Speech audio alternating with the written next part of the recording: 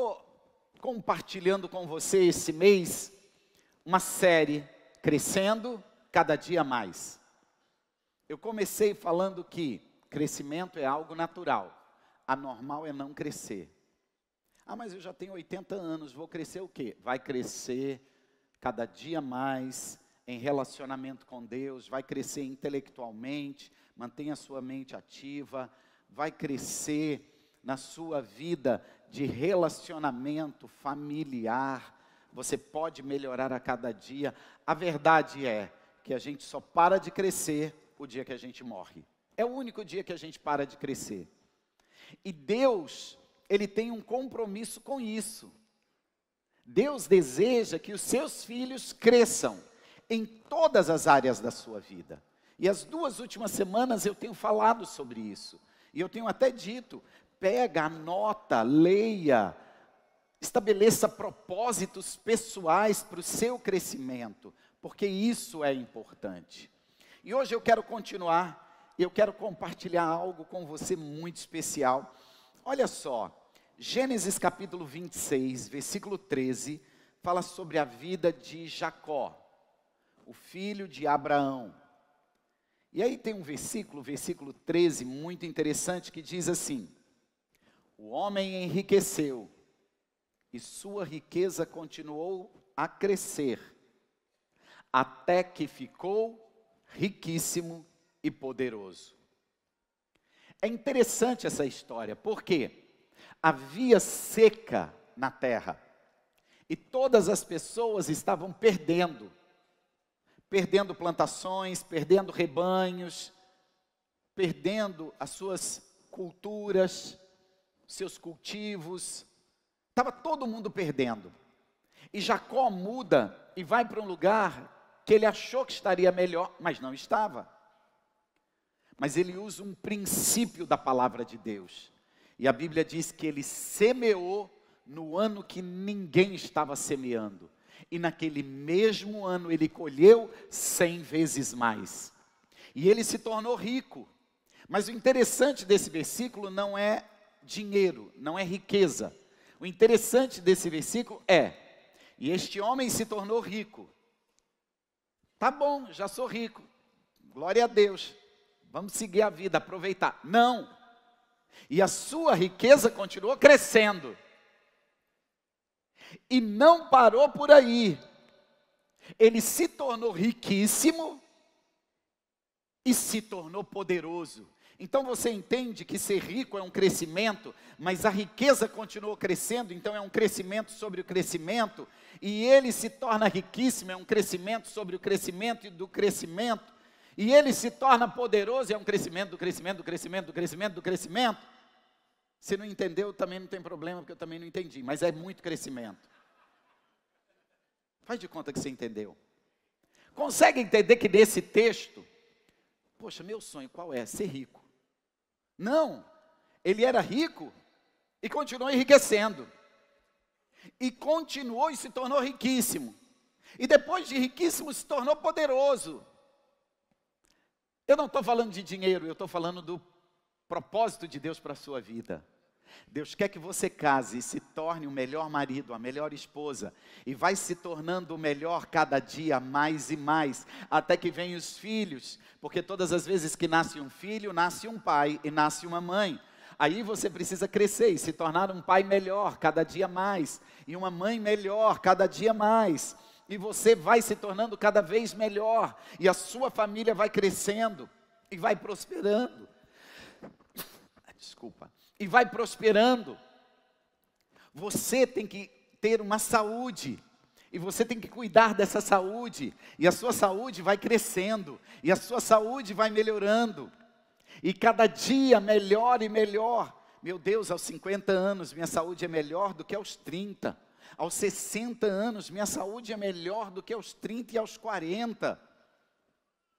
Em todas as áreas da sua vida, o plano de Deus é que você cresça cada dia mais e mais. O propósito de Deus para a sua vida é que você tenha um processo de crescimento contínuo em todas as áreas da sua vida. Na vida profissional, na vida financeira, na vida conjugal, na vida familiar, na vida espiritual, na vida emocional, na vida intelectual, no seu físico. Digo, o propósito de Deus, que eu viva um crescimento contínuo. Eu vejo as pessoas escolhendo uma profissão, e quando elas começam a ganhar um pouquinho, elas estacionam, elas ficam estagnadas, e elas não crescem mais. Você tem uma vida toda e tem um conhecimento de uma área, use isso para crescer cada dia mais. Pastor, e qual é o propósito de crescer tanto? A sua vida para quando você para de crescer. Quantos casos você já ouviu? Fulano aposentou, 2 anos depois ele morreu? 3 anos depois ele teve um infarto? Você acredita que 1 ano depois ele descobriu que estava com câncer? Querido, para estarmos vivos, precisamos crescer. Esse é o primeiro. Segundo, para que a gente viva melhor e dê as melhores condições para quem vive com a gente. E terceiro e o mais importante, cada dia que você cresce mais e mais em todas as áreas da sua vida, você se torna uma pessoa mais influente. E como uma pessoa mais influente, as pessoas ouvem quando você fala do seu Deus, da salvação e da vida eterna. Ou seja, para que o reino de Deus cresça nessa terra, é importante que você cresça cada dia mais e se torne cada dia mais influente. Meu Deus, alguém está entendendo o que eu estou falando? E eu quero falar hoje de 3 áreas específicas. Eu tenho falado sobre muitas coisas nesses 2 domingos, mas hoje eu quero falar sobre 3 áreas específicas, mas áreas muito específicas e práticas, que você vai sair daqui e vai fazer alguma coisa. É óbvio que tudo você sabe, mas o problema não é saber. Olha o que Jesus diz: aquele que sabe e não pratica, está construindo uma casa sobre areia. Em algum dia, ou o vento, ou a chuva, ou a enxurrada, vai desabar a sua casa. Aquele que sabe e pratica, também está construindo uma casa, mas está construindo sobre a rocha. Ah, pode vir vento, pode vir chuva, pode vir enxurrada, nada vai destruir aquilo que você está edificando. Então não adianta saber, tem que realizar. Primeiro, para que você continue crescendo, cuide do seu corpo. 1 Coríntios 3, 16 e 17.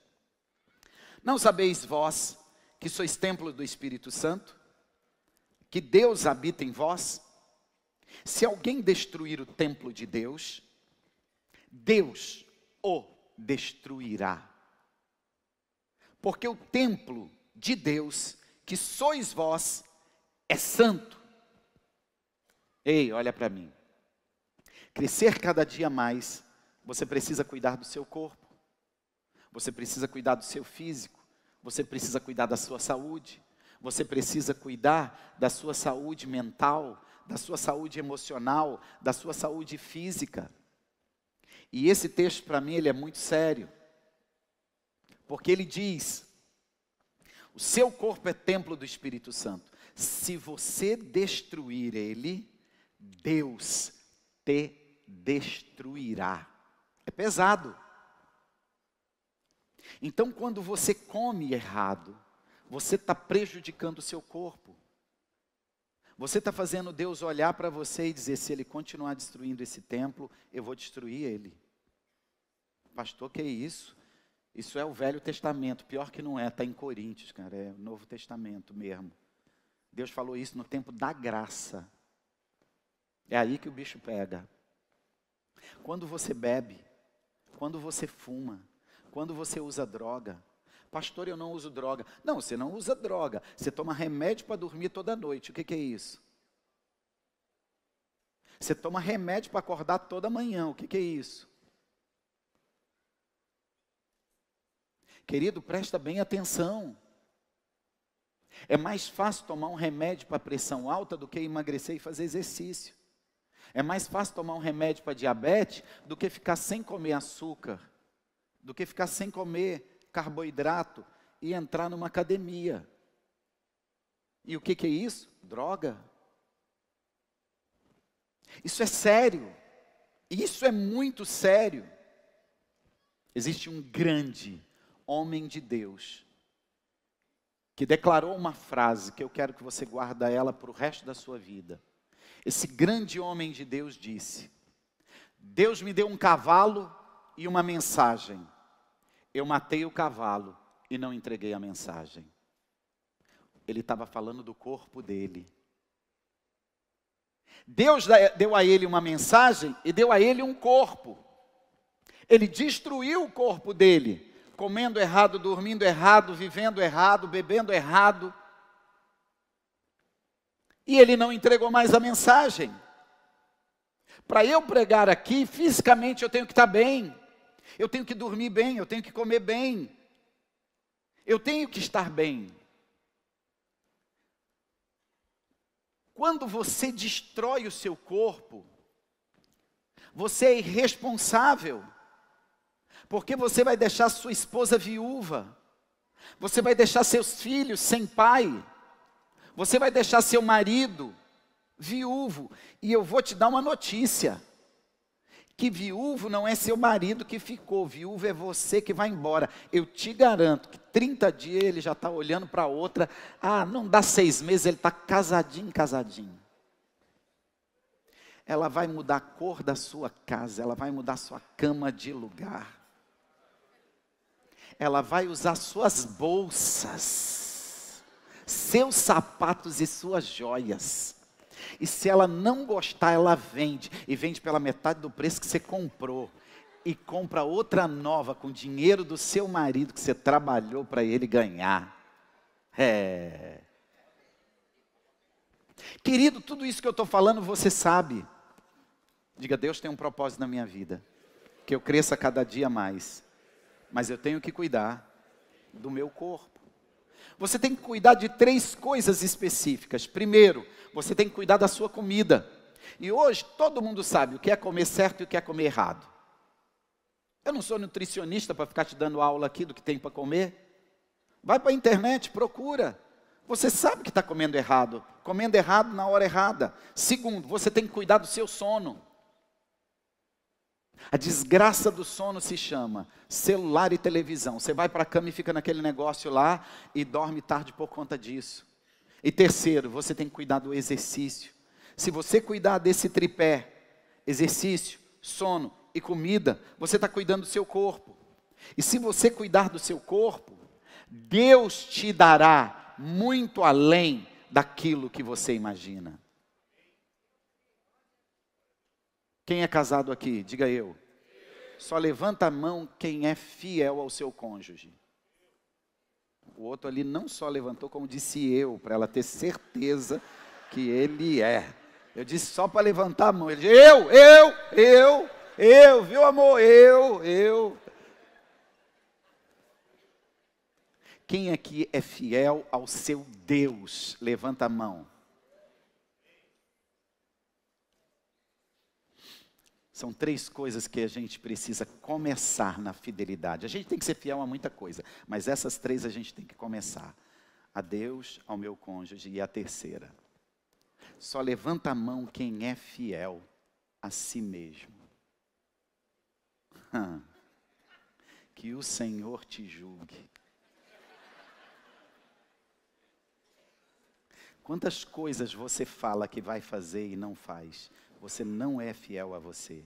Se você não é fiel a você, você tem problema para ser fiel a Deus e você tem problema para ser fiel ao seu cônjuge.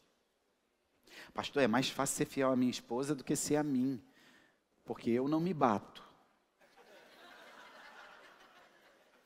Olha o outro ali. Isso aqui vai virar culto de relacionamento conjugal. Meu querido, você precisa estabelecer equilíbrio entre corpo, alma e espírito. Comece a cuidar do teu corpo. Feche os seus olhos e ore comigo e diga: Deus, eu sei que eu tenho que cuidar do meu alimento, do meu sono e do meu exercício. Que eu seja fiel a mim mesmo e comece hoje, em nome de Jesus. Amém. Segundo, Você precisa cuidar da sua mente para que você continue crescendo cada dia mais. Provérbios capítulo 4, versículo 23. Cuidado com o que você pensa, porque sua vida é dirigida pelos seus pensamentos. Diga, cuidado com o que eu penso, porque ele pode me levar ao crescimento ou me levar à destruição. Querido, olha para mim e escute isso. Todos nós temos um modelo mental. E esse modelo mental, em todas as áreas, ele está construído desde que a gente nasce. A gente vai crescendo e ele vai sendo construído. Eu e você temos um modelo de compra, um modelo de casamento, um modelo de criar filhos, um modelo de amizade, um modelo de servir a Deus. Todos nós temos. Só que tem gente que tem um modelo mental em uma área de fracasso. E você se auto-sabota o tempo todo. E tem gente que naquela área tem um modelo mental de sucesso. E ele cresce sem parar. Essa semana eu vi um podcast com Ike Batista. O cara foi um dos 5 homens mais ricos do mundo. Quebrou, faliu, perdeu tudo e foi preso. Acabou. Essa semana ele estava num podcast falando sobre cana-de-açúcar, falando sobre grafeno, falando sobre várias coisas. E o cara disse para ele, e você, quais são seus planos? Ele disse, eu vou voltar. Porque pensar pequeno e pensar grande dá o mesmo trabalho. Fazer negócio de 1 milhão, fazer negócio de 1 bilhão, dá o mesmo trabalho. Então, me aguarde, porque eu estou voltando e eu serei bilionário de novo. Sabe qual a possibilidade desse cara ser bilionário de novo? Todas. Todas. Porque é aqui que você cresce. É aqui que você conquista. Tem gente que faliu o carrinho de pipoca. Não tinha dinheiro para comprar milho. E você vai falar com ele 10 anos depois, ele diz, 10 anos atrás eu tinha um carrinho de pipoca. Fui roubado. Quebrou. Se eu não tivesse quebrado, você não tem ideia como eu estaria hoje. Sim, e de lá para cá você fez o quê? Nunca mais, não consegui um emprego, não consegui nada. Vitimismo. Querido, você não cresceu mais na sua vida porque você não quis. O 7º dia, Deus terminou de criar tudo e disse, vou descansar, porque tudo é perfeito. Jesus, na cruz do Calvário, disse, fiz tudo o que eu tinha para fazer por este povo, está tudo consumado. Nessa cruz eu venci por eles. Se Deus já fez tudo, se Jesus já venceu tudo, e Ele deixou o Deus Espírito Santo para me ajudar e te ajudar, pelo amor de Deus, como é que você diz que uma pessoa que não tem Deus prospera financeiramente? Que uma pessoa que não tem Deus, o casamento dele é maravilhoso. Uma pessoa que não tem Deus, fisicamente a saúde dele é extraordinária. E eu e você que temos Deus? Se eles podem, a gente pode muito mais. O problema está aqui. Eu vou repetir, o problema é que é um povo pensando pequeno, falando com um Deus grande. A sensação que eu tenho é que quando você vai orar, você faz assim, Deus, quero falar com o Senhor, desce aqui. Não, mas desce aqui, aqui, aqui. E aí você quer falar com Deus no seu nível. O Senhor não sabe que eu estou sofrendo. O Senhor não está vendo que eu estou perdendo? Eu não tenho oportunidade nessa vida. Nem o pastor domingo orou por mim. Olha o que minha esposa pensa de mim. A impressão que eu tenho é que você ora assim. A nossa oração não é atrair Deus na nossa pequenez, é nós subirmos na grandeza dele, no nível dele e dizer, Tu és o Deus soberano, dono de todo ouro e toda prata, aquele que me coloca por cabeça e não por cauda, aquele que eu posso todas as coisas porque me fortalece. Senhor, os teus pensamentos são maiores que os meus, então coloca os teus pensamentos em mim. Os teus caminhos são melhores que os meus. Abre os meus olhos para eu ver os teus caminhos, porque a partir de hoje eu vou crescer cada dia mais e mais para a tua glória e para a tua honra. É isso. Assim como você cuida do seu corpo, você precisa cuidar da sua alma, da sua mente. Levanta a tua mão bem alta e diga: toda a minha conquista veio da minha mente. Assim como todos os problemas que eu vivo hoje e todos os meus fracassos também está vindo da minha mente.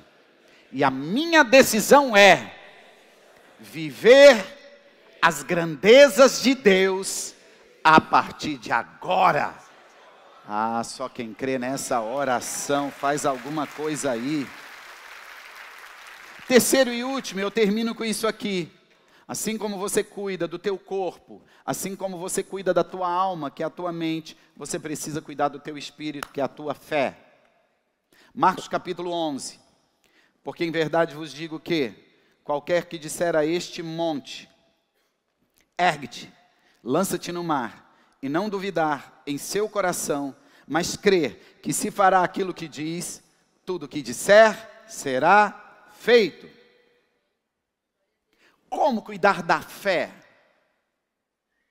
A Bíblia diz que a fé vem pelo ouvir, e ouvir a palavra de Deus. Então a primeira coisa que você tem que cuidar, aquilo que você ouve, aquilo que entra na sua mente. A primeira coisa que você tem que cuidar é se aquilo que entra na sua mente está matando a tua fé, está te enchendo de dúvida, ou se aquilo que entra na sua mente está aumentando a sua fé e está te enchendo de coragem. Depois de um culto desse, você sai daqui pronto para matar gigante, porque o que você ouviu te encheu de fé e te encheu de coragem, sim ou não? Mas o problema não é o que você ouve domingo de manhã em 1 hora, o problema é o que você ouve o resto da semana, o dia inteiro. Então a primeira coisa para você cuidar da sua fé, você tem que cuidar do que você ouve. A segunda coisa que você precisa cuidar é o que você pensa.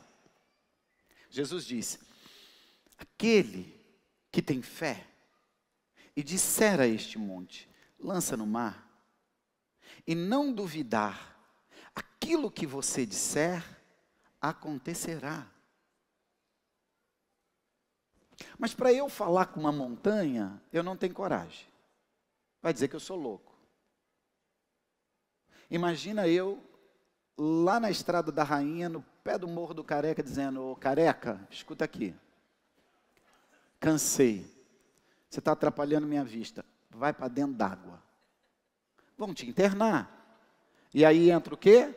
A razão. E você usa a razão contra a fé, sendo que a fé é razão.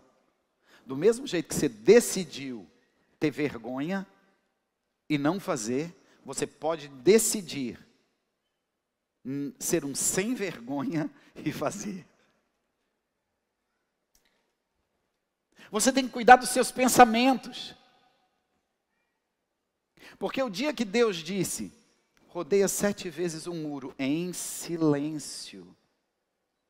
E no 7º dia 7 vezes em silêncio. Não faz sentido. Eu estou no meio de uma guerra. Eu vou ficar rodeando um muro.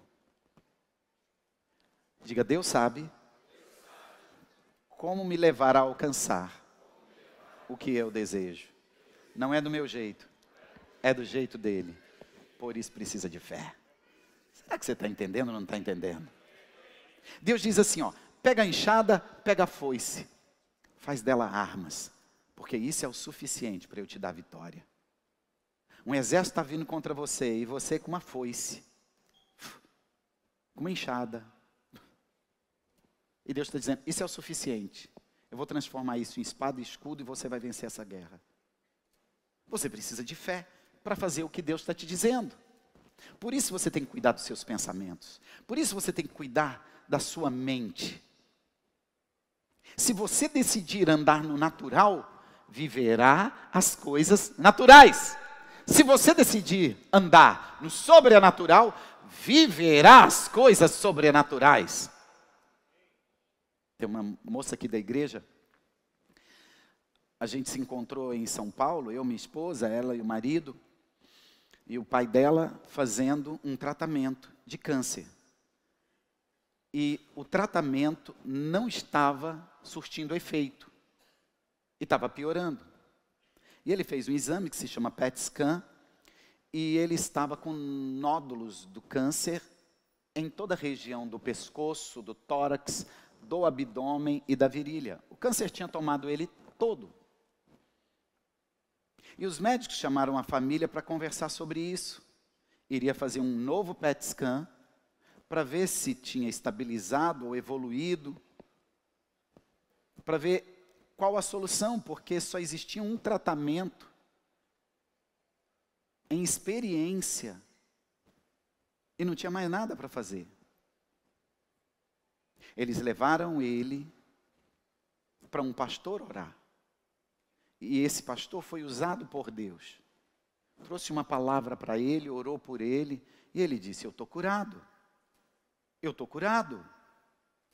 E ele fez o exame. Nós viemos para Balneário. Na segunda, na terça, ela se encontrou com o pai em São Paulo e foi fazer o exame. Na quinta, ela nos procurou. E ela mostrou a imagem do PET scan, todo pintado de preto, aonde tinha o câncer. E a imagem do segundo, nem um nódulo, nem um em uma semana. Sabe o nome disso? Fé! Então, se você decidir andar no natural, continue a químio. Vai fazer quimioterapia. Mas se você decidir andar no sobrenatural, declare a sua cura, porque Ele já te curou na cruz do Calvário, e pelas feridas dele, nós fomos sarados. É uma decisão, e a decisão está onde? Na sua mente. Então, para você usar a sua fé, cuidar da sua fé, você precisa cuidar do que você ouve, mas você precisa cuidar do que você pensa. E eu termino com isso. E você precisa cuidar com o que você fala. A Bíblia declara: da nossa boca há poder de vida ou de morte. Quando eu falo, eu gero vida ou eu gero morte. Quando eu declaro que eu estou quebrado, eu estou gerando morte, que meu casamento não dá certo, não tem jeito, eu estou declarando morte ao meu casamento. Quando eu digo aos meus filhos, vocês não vão dar nada na vida, eu estou declarando morte. Quando eu digo eu não aguento mais essa empresa, eu estou declarando morte. Quando eu digo não adianta, tudo que eu faço não dá certo, eu estou declarando morte. Deus diz: da sua boca há poder de vida e há poder de morte. Aquele que sabe usar, comerá dos seus frutos. Vamos entender? Para ter fruto tem que ter o que antes? Para ter fruto tem que ter o que antes? Semente. Então diga: minhas palavras são sementes. Quem sabe usar, Deus disse, vai comer os frutos. Meu casamento é uma bênção. Essa empresa será a maior de Santa Catarina. Meus filhos serão grandes homens. Eu, quando passava no quarto deles, antes deles dormirem, quando eram pequenos, eu entrava, os dois lá cobertinho e tal, de pijaminha. Eu punha a mão e orava: Senhor, abençoa, te agradeço por esse dia, que essa seja uma noite de descanso. Senhor, eu oro pedindo a tua bênção sobre eles, abençoa a escola, abençoa que eles obedeçam a mamãe, que eles obedeçam o papai, Senhor, que eles tenham experiência com o Senhor. E eu sempre terminava a oração dizendo isso: que sejam homens cheios do Espírito Santo e milionários para serem grandes influências sobre a terra. E eu profetizei isso todas as noites sobre os meus filhos. E hoje, aos 20 e poucos anos, eu vejo os meus 2 filhos na igreja, servindo a Deus. Pastor, seus filhos vão ser pastor? Não sei, não sei. Eu digo para eles, vocês só vão ser pastor se Deus chamar vocês. Porque filho de pastor não é pastor. Mas servir a Deus e pregar o evangelho é obrigação de vocês. Que eles vão ser grandes pregadores da palavra de Deus? Sim, eles serão. Trabalham comigo, têm responsabilidades, negociam, correm atrás, estão aprendendo. Porque eu gerei vida. Porque eu gero vida todos os dias no meu casamento. Não é hoje. Desde que eu comprei meu primeiro carro, várias vezes, quando eu entro no meu carro, vou sair, principalmente sozinho, eu digo, Deus, muito obrigado por esse carro que o Senhor me deu. Isso é normal entre eu e a minha esposa. A gente entra dentro de casa, e eu digo, Deus, muito obrigado por essa casa. No começo do casamento, quando eu morava num apartamento pequenininho, 70 metros quadrados, de aluguel, ou num apartamento próprio na Atlântica, ou numa casa, a gratidão é a mesma, porque a minha casa é uma bênção. O Senhor Deus diz, façamos o homem a nossa imagem e semelhança. O que nós somos a imagem e semelhança de Deus? Que as outras criaturas não são. Que as plantas não são, que os animais não são, que as aves não são, que os peixes não são. Tudo foi criado na mesma semana. E nós também, todo mundo foi criado. E o que nos torna a imagem e semelhança de Deus? Responde junto comigo, diga. Ouvir, pensar e falar. É isso que nos torna. Vai lá, me ajuda. É isso que nos torna semelhantes a Deus. Deus criou todas as coisas com o quê? Poder da sua palavra. E Ele diz que nos deu o poder de vida e o poder de morte. Se coloca de pé.